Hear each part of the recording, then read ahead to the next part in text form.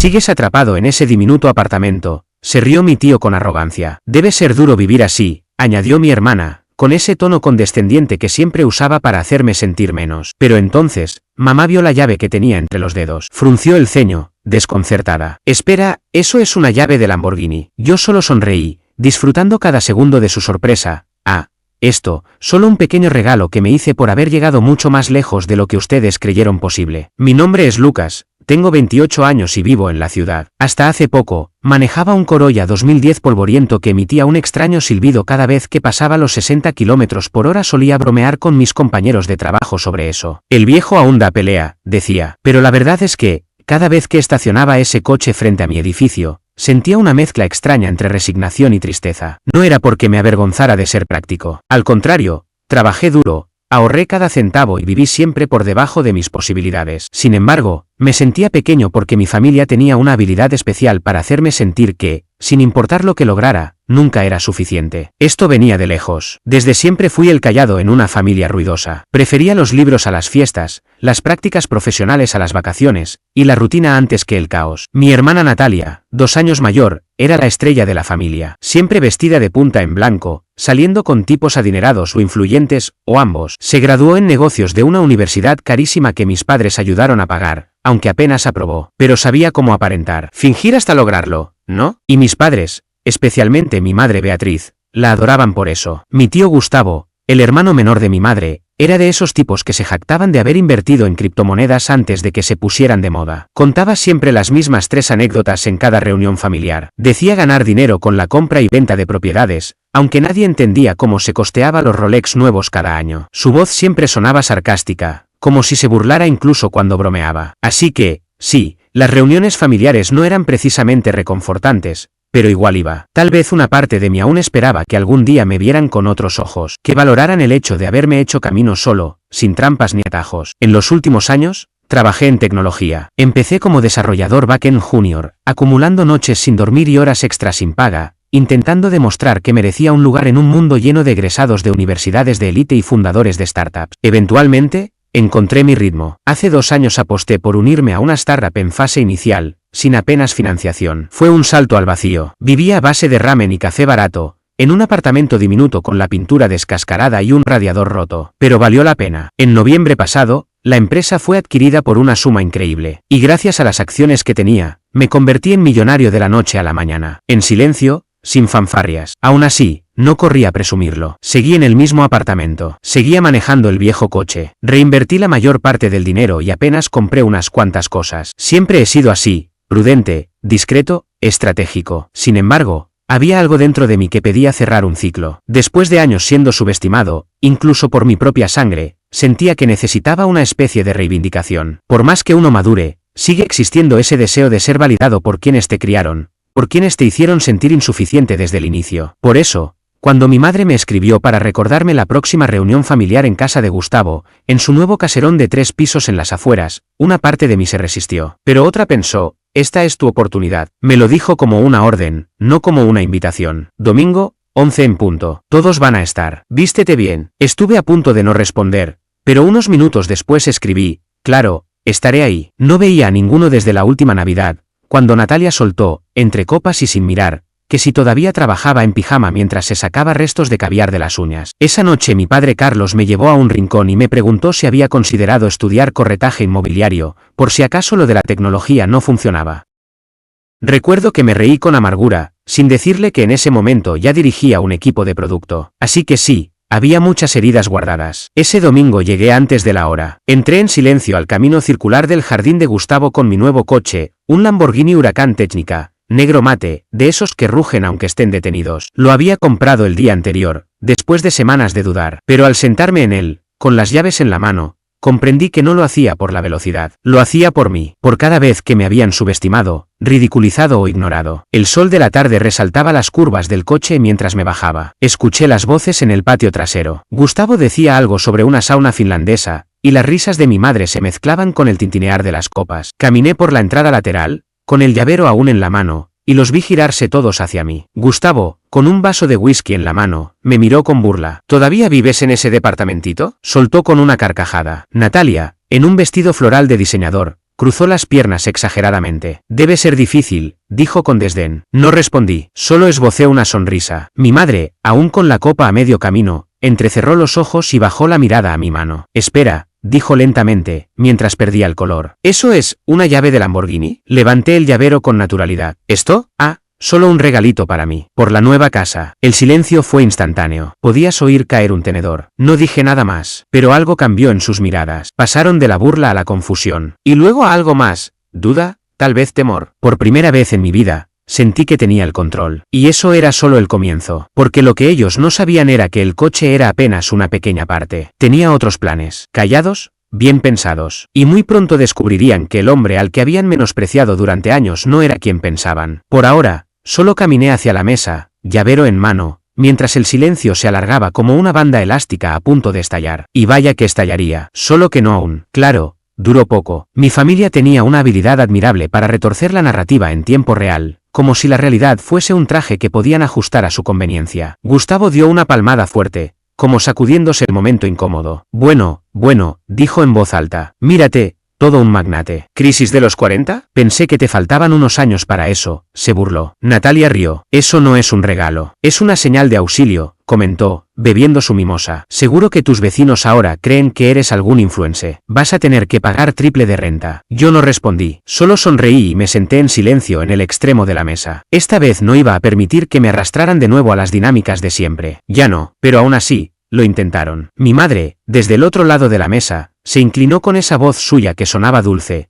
pero siempre traía garras escondidas. Cariño, dijo con una sonrisa forzada, ese coche debió costarte una fortuna. No quiero saber cuánto, pero ¿no crees que es un poco excesivo? Sobre todo cuando aún vives en ese viejo apartamento con las ventanas agrietadas. Mi padre, sentado a su lado, asintió con un gruñido. Deberías haber invertido ese dinero en algo más estable. Propiedad. Una casa. Tal vez. ¿Recuerdas ese dúplex que nos mostró Natalia? Ese sí que era un buen negocio. Mordí el interior de mi mejilla. Claro que recordaba ese dúplex. También recordaba cómo me ofrecía ayudar a Natalia con sus impuestos el año pasado y cómo ella me dijo que dejara esas cosas de dinero para los adultos. Entonces se giró hacia mí. En realidad quería preguntarte si tienes algún contacto en tu empresa. Conozco a alguien que está buscando trabajo en tecnología. Es súper brillante, muy trabajadora. Tiene una especie de marca personal en Instagram, pero necesita algo estable mientras la hace crecer. Parpadeé. ¿Te refieres a ti? Se encogió de hombros, fingiendo inocencia. ¿Y quién más? La observé en silencio unos segundos. No había tenido un trabajo de tiempo completo en más de 3 años. Su último negocio fue prácticamente una estafa piramidal, y el anterior, vender aceites esenciales infundidos con luz de luna. Recuerdo porque convenció a mamá de invertir $5.000. Y lo hizo. Antes de que pudiera responder, mi tío Gustavo soltó una carcajada.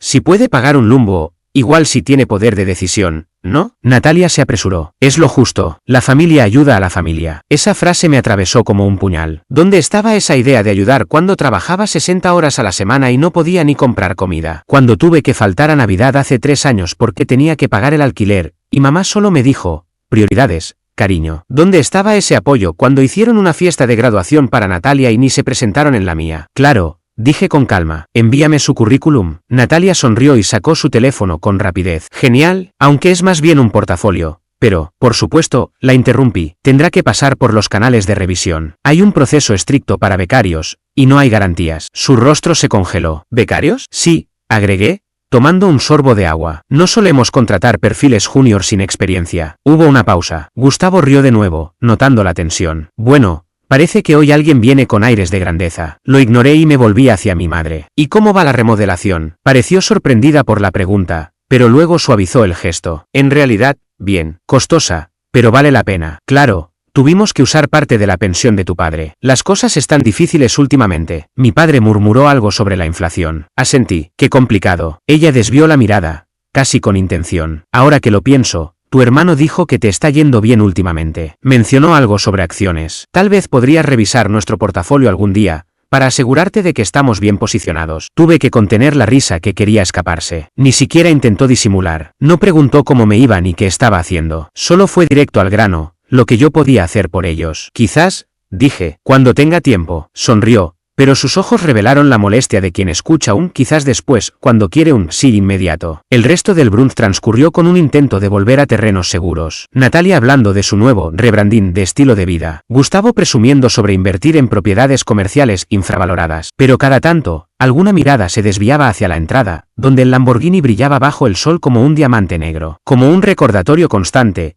un espectro que no sabían cómo ignorar. En un momento, Natalia pasó junto a mí para rellenar su copa y murmuró: «Es solo un coche, Lucas, no te hace mejor que nosotros». No respondí, no hacía falta. Pero entonces llegó el momento que cambió todo. Estábamos en el patio, ya habíamos terminado de comer, y Gustavo mostraba con orgullo su nueva fogata con luces controladas por voz, que apenas funcionaban. Y ahí fue cuando lanzó su comentario, con tono despreocupado pero precisión de bisturí: «Ahora que nadas en dinero, ¿por fin vas a madurar y mudarte de esa caja de zapatos? Deberías buscar un lugar con cocina de verdad. O mejor, una casa como esta. Si vas en serio». Claro, todos rieron, incluso mi madre. Encogí los hombros. «Ya compré un lugar». Se hizo el silencio. Eso sí que no lo esperaban. «¿Cómo dices?», preguntó mi padre. Tomé otro sorbo de agua, dejando que el silencio se extendiera. «Cerré la operación la semana pasada. Un penthouse en el centro. Tiene terraza privada y ascensor exclusivo». Natalia parpadeó. «¿Hablas en serio?». «Totalmente». Mi madre frunció el ceño. «¿Cómo? ¿Cuánto costó?». «Poco menos de 6 millones». Silencio absoluto. Gustavo fue el primero en reaccionar. «Guau, gastador. Espero que no lo malgastes todo en un solo lugar». «Ya diversifiqué», respondí. «Esta solo es la parte donde me apetecía vivir». Y lo sentí. El cambio. El ambiente entero se transformó. Ya no se reían de mí. Estaban haciendo cuentas, tratando de reposicionarse, de acercarse al nuevo centro de poder sin parecer desesperados. Y vi algo en los ojos de mi madre. Una chispa de codicia, de derecho, como si ya estuviera pensando en cómo aprovecharse de esta nueva situación. Fue ahí cuando supe la verdad. Ya no querían solo mi aprobación, querían acceso, y empezarían a pedirlo, favor por favor. Lo que no sabían, lo que nunca imaginaron, era que yo ya entendía perfectamente cómo se jugaba ese juego, y no iba a dejar que ganaran. No esta vez, pero esa parte vendría después. Por ahora, solo me quedé ahí,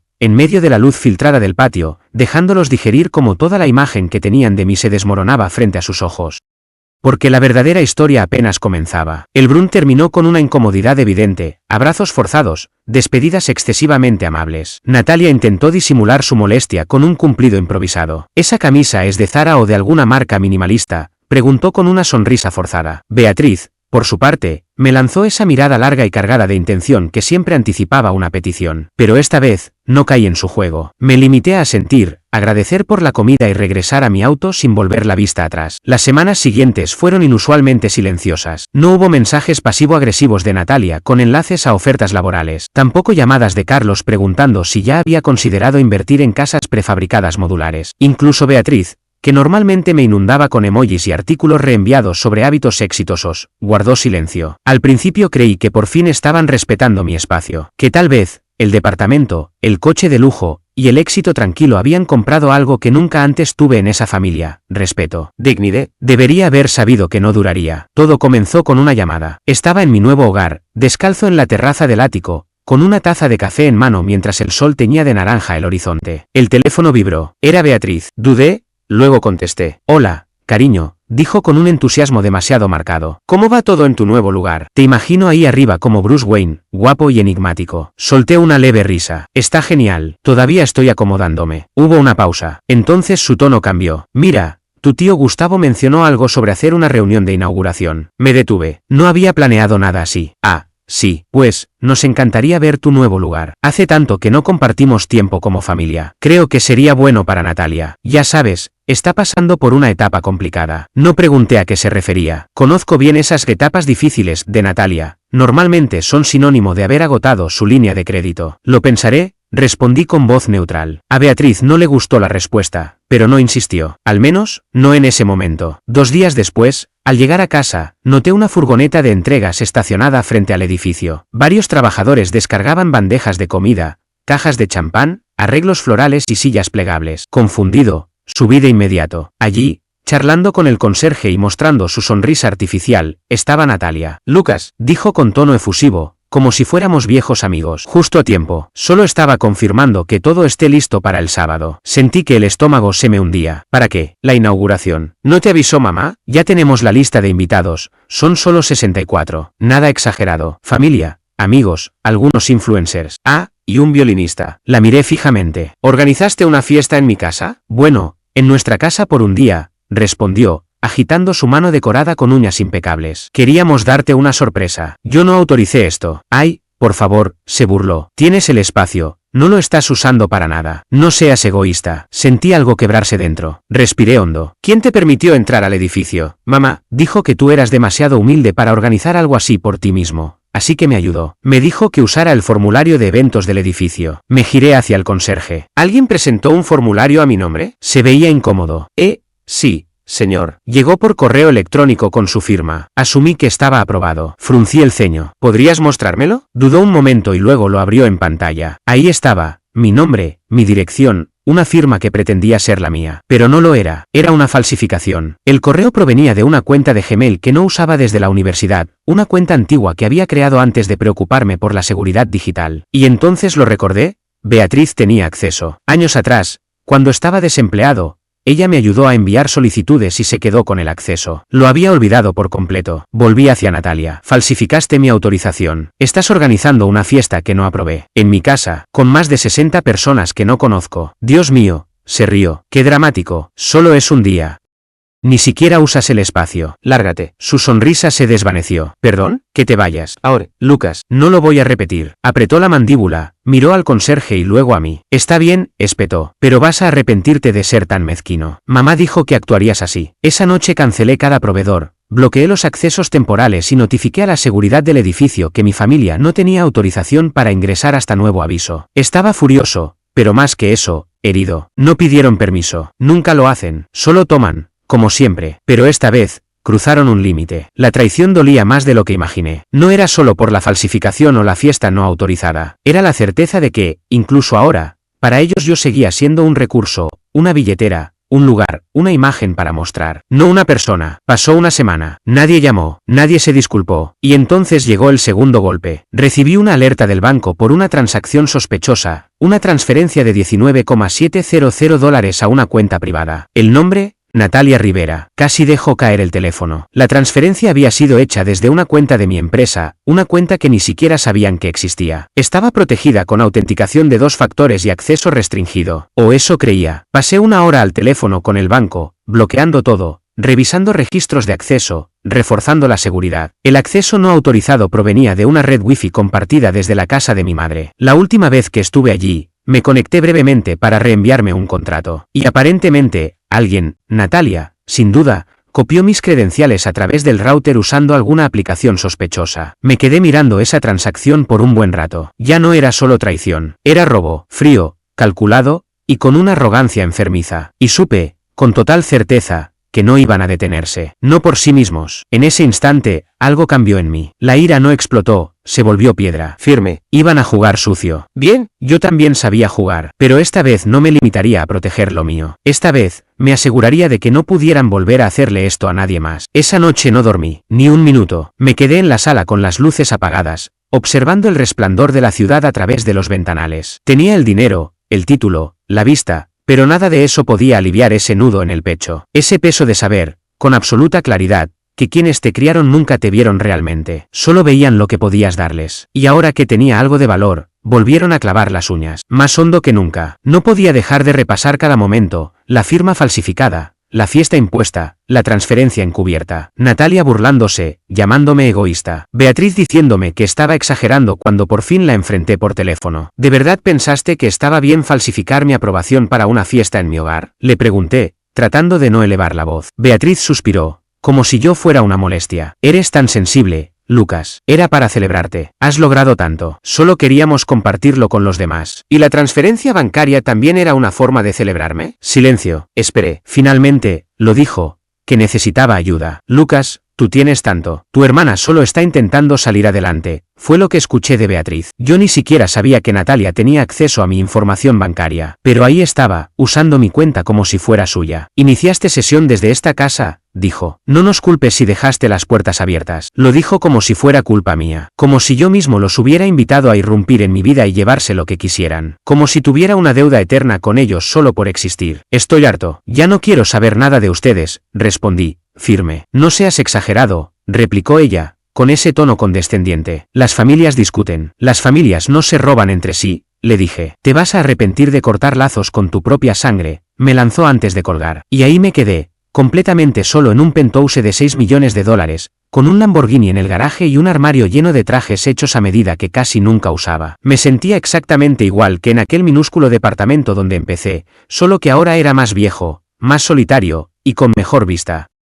No volví a la oficina por varios días. Le dije al equipo que estaba enfermo. Apagué Slack, ignoré los correos. La startup estaba estable después de la adquisición y había construido un equipo que podía operar sin mí a cada momento. Aún así, me sentía culpable, como si otra vez estuviera dejando que todo se desmoronara. Pero simplemente no tenía fuerzas, ni para arreglar las cosas ni para salir de la cama. Mi departamento, que antes era un símbolo de lo que había logrado, empezó a parecerse a una prisión de lujo. Cada paso resonaba como un recordatorio de que no tenía con quién compartirlo. Sin pareja, sin amistades cercanas. Me había dedicado tanto a demostrar que podía llegar lejos, que había olvidado construir una vida propia. Pedía comida, pero apenas la probaba. Los platos se acumulaban, las plantas se marchitaban. Ignoraba el timbre cuando el portero subía. Incluso dejé sin respuesta a la jefa de equipo cuando me ofreció apoyo. Una noche, me quedé frente a la pantalla del ordenador, mirando la solicitud de transferencia. $9,700. No era por la cantidad, era por la osadía, por la seguridad con la que Natalia sintió que podía meterse en mi vida y tomar lo que quisiera, como si lo mereciera solo por ser mi hermana. Y lo peor fue Beatriz, justificándola. Como siempre, recordé cuando tenía 14 años y Natalia usó el bono de ahorro universitario que nuestro abuelo me había dejado exclusivamente a mí,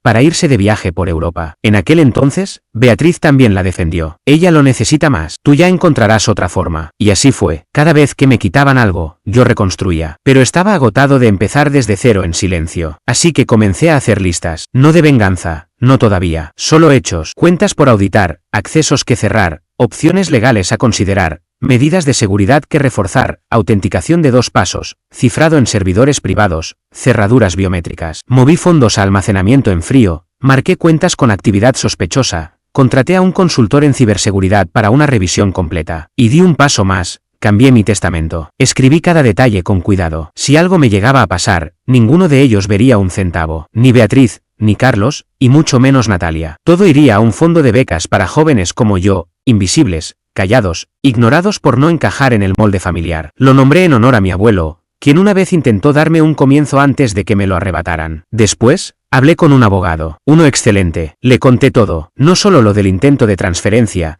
sino el historial completo de manipulación emocional, de mentiras financieras, incluso del correo falso. Él no dijo mucho, solo asentía mientras redactaba documentos. No sabía aún cuál sería el desenlace, pero tenía claro que debía alejarme, no solo a nivel emocional, sino de forma total, legal, financiera y digital. Un corte limpio. Cerré la línea telefónica compartida que aún pagaba a nombre de mis padres. Cancelé la transferencia automática que alimentaba su fondo de emergencias desde hacía 5 años. Me retiré del fondo de inversión que había dejado en manos de Carlos, para el supuesto legado familiar. Le informé al broker que a partir de ese momento, yo tomaría el control completo. No lo hacía por castigo, lo hacía por mí. Por primera vez en mucho tiempo, me elegí a mí mismo. Pero incluso mientras cortaba los lazos, me preguntaba si estaba actuando con frialdad. ¿Me estaba volviendo insensible? ¿Terminaría lamentándolo, como Beatriz decía? Entonces llegó una notificación. Un grupo privado de Facebook, Reunión Familiar Rivera, organizado por Natalia y sus amigas. Entré por curiosidad. La imagen principal era una foto de mi auto, estacionado frente a mi edificio. Una foto tomada sin mi permiso. El título decía: celebrando el éxito de nuestro increíble hermanito, no podemos esperar para brindar con amigos y familia el próximo mes. Confirma tu asistencia pronto. Me quedé paralizado. No solo seguían planeando usarme, lo estaban anunciando, reclamándome. Incluso ahora, después de todo, seguían intentando presentarme como parte de su historia, como si mi éxito fuera un accesorio más para presumir. Y de pronto, la pregunta ya no era si iba a alejarme completamente. La pregunta era, ¿hasta dónde estaba dispuesto a llegar para asegurarme de que jamás pudieran volver a hacerlo? Ese post lo cambió todo. Me quedé allí, frente a la pantalla, con cada palabra clavándose en el pecho como piedra. Nuestro increíble hermanito. La hipocresía era absurda, si no fuera porque dolía tanto. Ahí estaba la prueba definitiva de que para ellos yo no era una persona. Era una narrativa, un símbolo de éxito que podían envolver a su antojo como si me hubieran moldeado ellos. Cerré el portátil sin decir una palabra. No llamé, no comenté, ni siquiera los bloqueé. ¿Querían contar una historia? Perfecto, yo escribiría el final. Pero esta vez, ellos no aparecerían en él. Esa semana, algo en mí se endureció. El dolor seguía ahí, pero se volvió más agudo, más claro. Volví a levantarme temprano. Empecé a hacer ejercicio, Ordené el apartamento, llené la nevera, contacté al equipo. Para mi sorpresa, me recibieron con los brazos abiertos. Al parecer, había ganado más respeto del que creía. Cuando volví a la reunión del lunes, todo el equipo de desarrollo me aplaudió. Reí de verdad por primera vez en semanas y recuperé mi lugar junto al pizarrón. La startup, que en un inicio parecía una apuesta arriesgada, ahora crecía con fuerza. Tras la adquisición, la empresa matriz me ofreció un puesto clave de liderazgo, con participación accionaria. Querían lanzar una empresa filial, una plataforma híbrida de inteligencia artificial enfocada en logística de alto nivel, y me ofrecieron liderarla. Tenía todo el respaldo financiero, escasa supervisión y control total. Acepté la propuesta con discreción y estrategia. No hice ningún anuncio, ni publiqué nada en redes sociales. Simplemente contraté un grupo de ingenieros brillantes, encontré una oficina moderna y privada en el centro, y comencé desde cero. Esta vez no lo hacía por miedo, ni para demostrar que merecía un lugar en la mesa. Esta vez, yo era la mesa. Y esa sensación era distinta, más limpia, más tranquila. Aproveché para marcar nuevos límites. Despedí a mi antiguo contador, un contacto que me había recomendado mi padre años atrás, y contraté a un asesor financiero de primer nivel, alguien con experiencia gestionando carteras para ejecutivos de alto rango. Reorganicé mis activos, los trasladé a fideicomisos seguros, cerré todas las cuentas compartidas y creé una nueva empresa tenedora para manejar mis inversiones exclusivamente bajo mi nombre. Y comencé a decir no a las solicitudes urgentes de ayuda económica de mis padres cuando el techo de su casa comenzó a filtrar. No a Natalia cuando me escribió un mensaje casual diciendo que quería ponerse al día en un restaurante de sushi donde el plato costaba más de $200.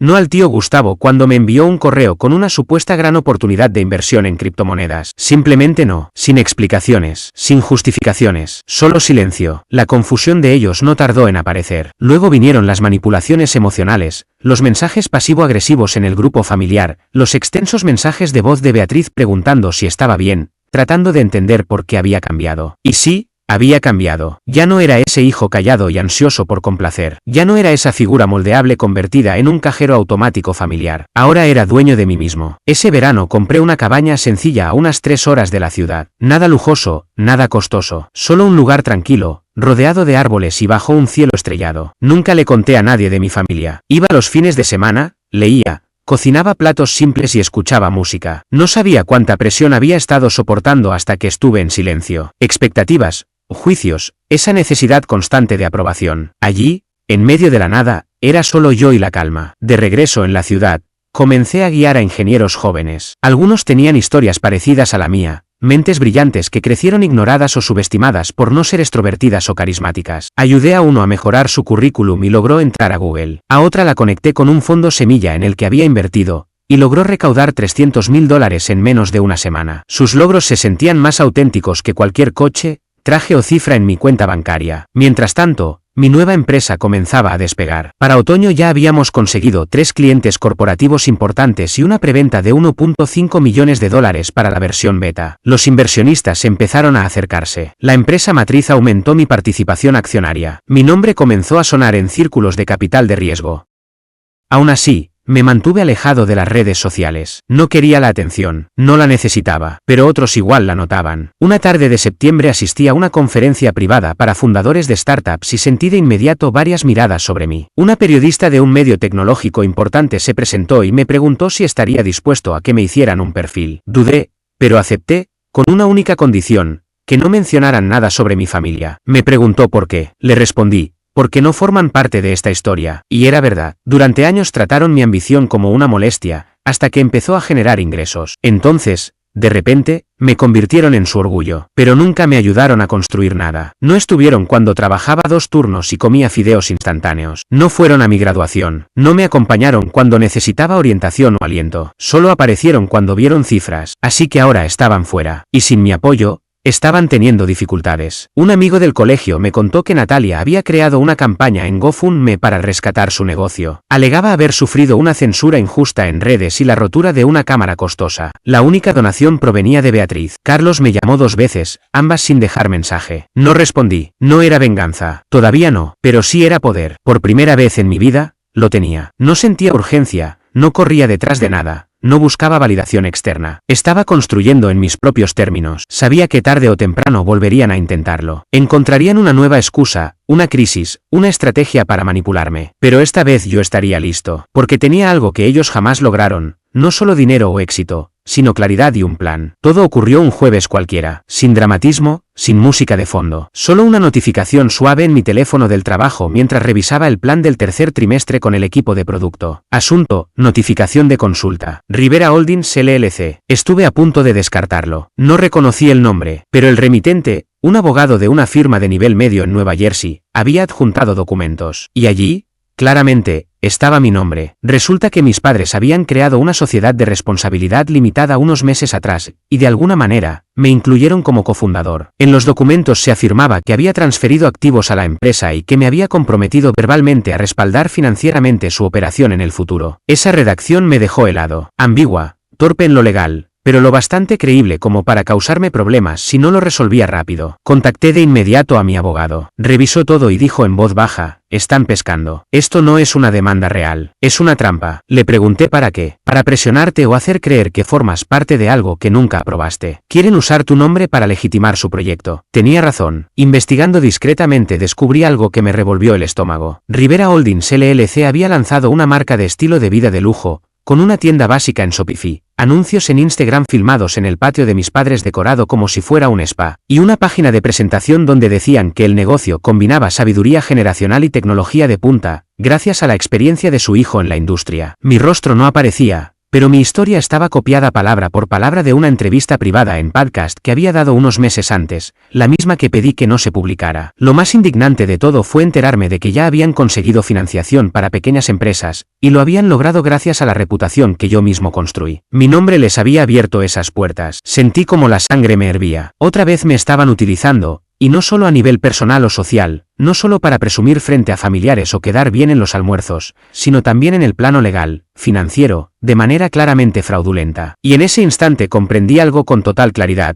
no iban a detenerse jamás, a menos que yo los detuviera. Pero esta vez no recurriría a enfrentamientos directos. No habría llamadas llenas de reproches, ni gritos, ni mensajes pidiéndoles explicaciones. No iba a rogar. Iba a hacer las cosas de una forma distinta. Una que no esperarían. Una de la que no podrían escapar. Me reuní nuevamente con mi abogado y comenzamos a preparar algo muy diferente, no un juicio, sino una estrategia de control, un plan que me otorgara el poder de cerrar esta historia a mi manera. El primer paso fue documentar todo. Reuní años de correos electrónicos, mensajes de texto, audios, cualquier cosa que demostrara cómo se habían beneficiado de mi dinero sin contratos ni consentimiento. Encontramos aquel formulario falsificado que usaron para organizar el evento de inauguración en mi casa. Juntamos estados bancarios que evidenciaban transferencias no autorizadas. Incluso localicé una antigua publicación en un grupo privado de Facebook donde utilizaban mi imagen para promocionar una supuesta celebración, que jamás ocurrió. Capturé toda la información del sitio web de Rivera Holdings. Mi abogado se puso en contacto con la entidad financiera que les había concedido el préstamo. Les mostramos pruebas suficientes como para activar una auditoría interna por posible fraude. El préstamo fue congelado. Y no me detuve ahí. Contraté a un investigador privado. No para buscar escándalos,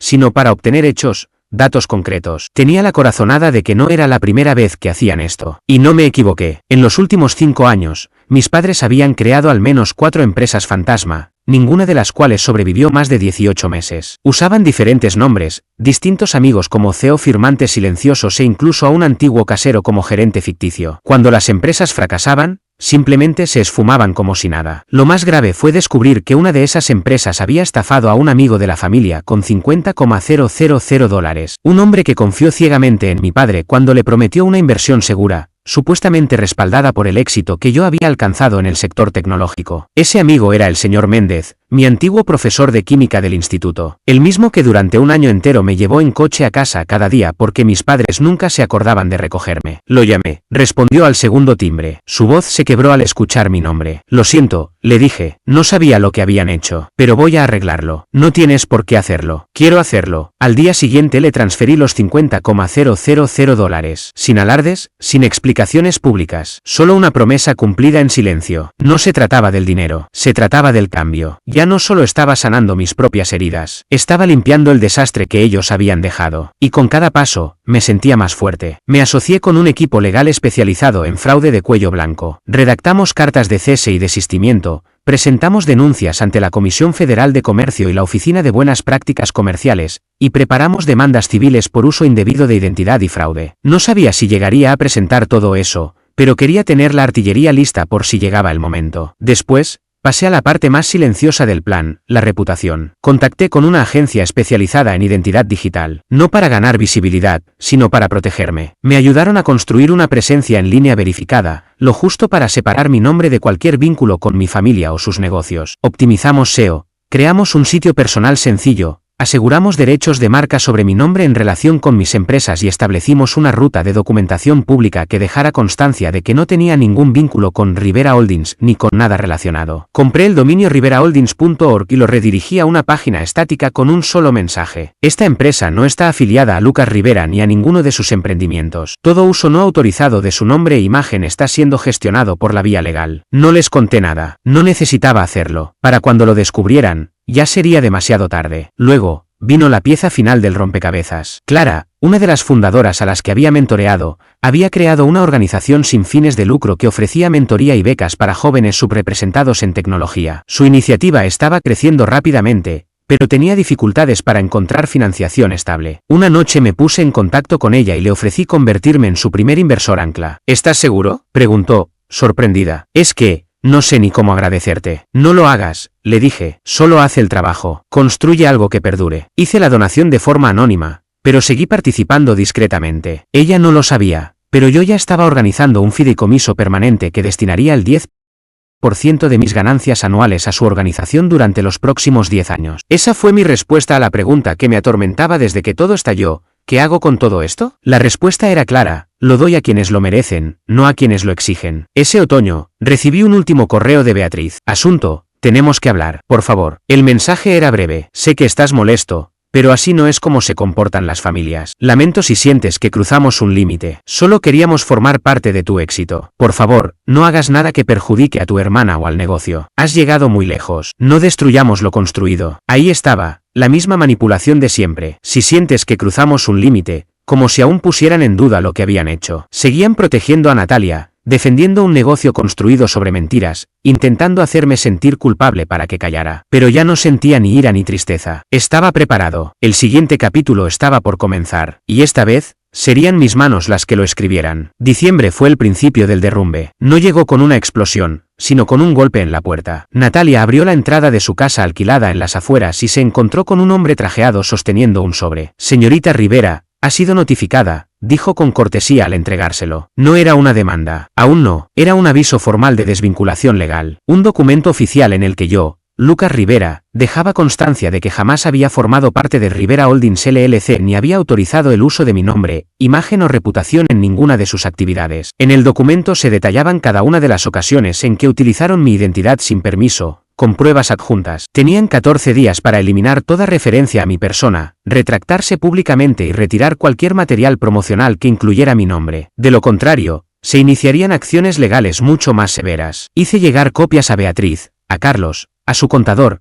que resultó no tener idea de que estaba involucrado en una estafa, y, con un gusto especial, al oficial de crédito del banco que les había otorgado el préstamo. El primer dominó cayó 3 días después. El prestamista canceló el préstamo de $45.000 y de inmediato inició una investigación interna por fraude. Las cuentas asociadas fueron congeladas. La tienda en línea que operaban a través de Shopify fue eliminada por uso indebido de identidad. En cuestión de 48 horas, Instagram marcó su marca como en revisión y toda su presencia digital desapareció como si nunca hubiese existido. Pero el momento más esperado no vino de ninguna de esas consecuencias directas. Llegó por medio de una voz conocida, el señor Méndez. Él presentó una demanda por vía de reclamos menores contra Rivera Holdings, exigiendo el reembolso completo de los $50.000 que había invertido engañado. En su momento, le había dicho que no me involucraría, pero al parecer su hijo, que era abogado, lo convenció de que debía hacer valer su punto. La demanda en sí era modesta, pero sirvió como detonante. Una vez que se hizo pública, otras personas comenzaron a aparecer. Excompañeros de trabajo, vecinos, viejos conocidos, todos ellos personas de quienes mi familia, mis padres o Natalia, habían pedido dinero prestado, ofrecido oportunidades falsas o simplemente se habían aprovechado. Empezaron a contar sus historias. Una mujer aseguró que mi madre le prometió incluirla como socia en una línea de cosméticos que jamás existió. Un hombre dijo que Natalia lo había convencido de patrocinar un supuesto retiro de bienestar a cambio de visibilidad para su marca. Pero el evento fue cancelado y el dinero desapareció. No eran incidentes aislados. Era un patrón. Y ahora, Ese patrón tenía pruebas. Durante meses, había trabajado discretamente con mi equipo legal en la creación de un informe detallado. Una cronología precisa con capturas de pantalla, registros de transacciones y todo tipo de evidencias que demostraban lo que mi familia había hecho durante más de una década usando mi nombre o asociándose con mis logros. Lo titulamos El legado que intentaron robar. Nunca lo publiqué de manera oficial. No hacía falta. Lo envié de forma anónima a cada proveedor, banco y posible socio que ellos habían listado como referencia en Rivera Holdings. Las llamadas cesaron, las puertas se cerraron, los rumores comenzaron. Incluso Gustavo,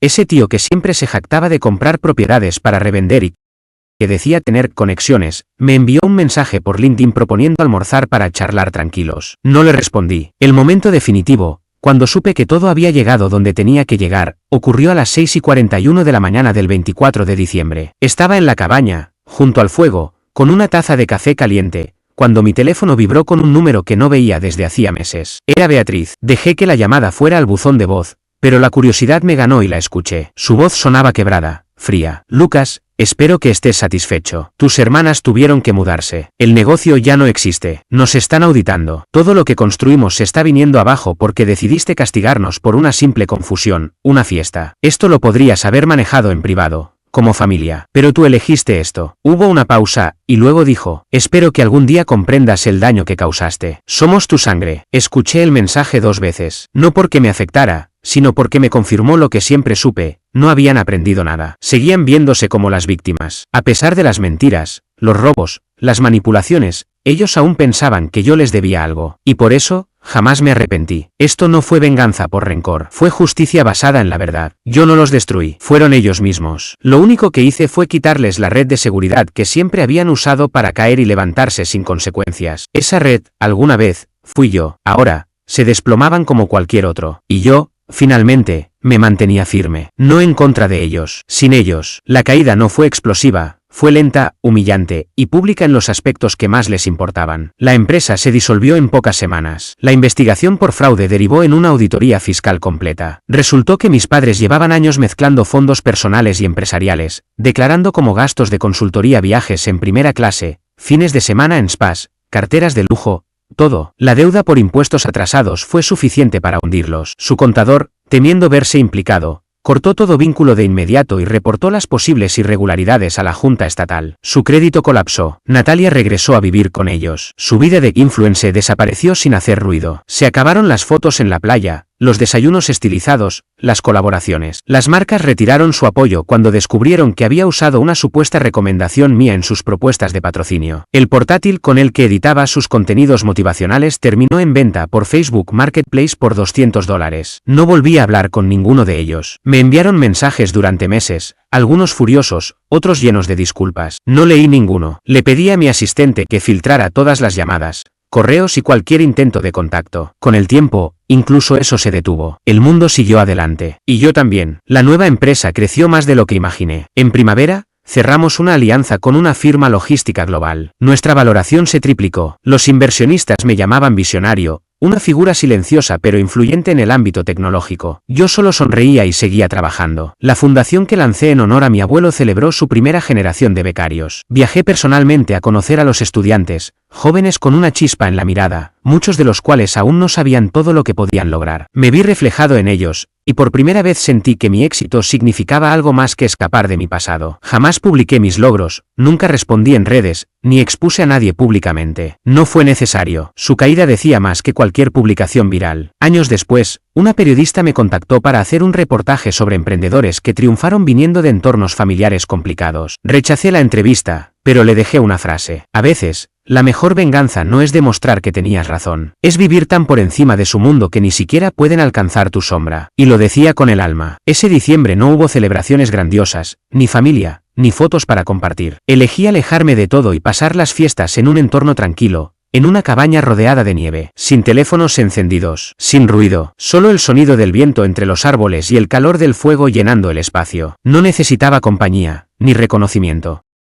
Lo que buscaba era algo que durante años me negaron, silencio genuino, paz sin condiciones. Por primera vez, no sentí que debía justificarme, complacer a otros, ni estar en alerta. Encendí una vela en honor a los que vinieron antes que yo y construyeron algo sin esperar aplausos. Preparé una cena sencilla, sin protocolos, ni brindis ni discursos, solo la certeza de haber tomado las decisiones correctas, aunque dolieran. No revisé mensajes, no respondí llamadas, ni siquiera sentí curiosidad. Ya no era parte de ese ciclo, había roto el patrón, y ese fue mi verdadero logro. No me movía el rencor, me movía la libertad. Mientras afuera caía la nieve, me recosté junto a la ventana y cerré los ojos. Por primera vez, no estaba huyendo de nada ni de nadie, simplemente estaba donde quería estar. Y eso, para mí, fue suficiente.